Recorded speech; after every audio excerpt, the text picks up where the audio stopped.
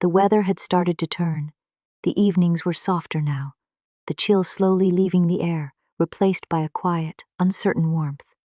The veranda still smelled faintly of rain, and the mat, the same faded mat that Poochie had claimed as her own, lay in its familiar place near the door. Every morning began the same way. Mom would open the door, whisper her name, and a small brown figure would emerge from somewhere, stretching, yawning, her fur catching the early light. But that morning, the mat was empty.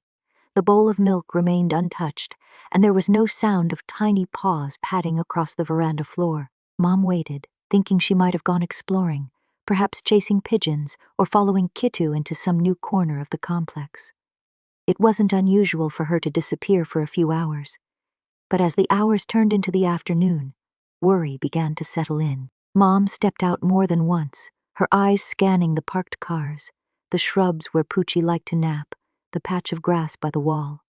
She called softly, her voice carrying across the courtyard, but there was no response. By evening, the sun had melted into a deep orange glow. The empty mat seemed to mock the silence. Kittu appeared briefly, sniffed near the doorway, looked around as if searching for something or someone, and then left again. The bowl was still full, the milk now cool and untouched.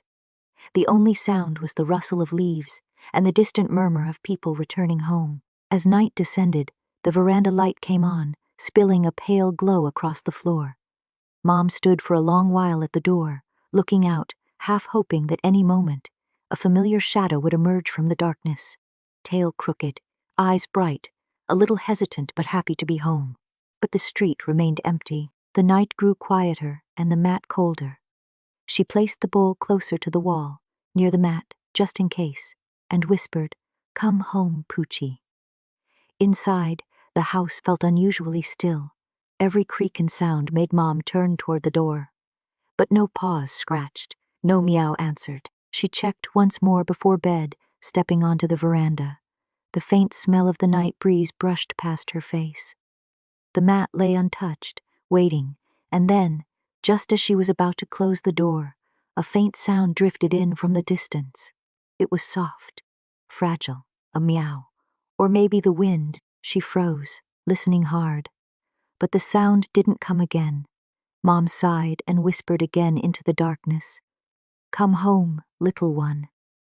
The light flickered once in the gentle wind, and on the veranda floor, beneath that soft glow, the empty mat waited, quiet, patient, as if holding space for a friend who had simply lost her way.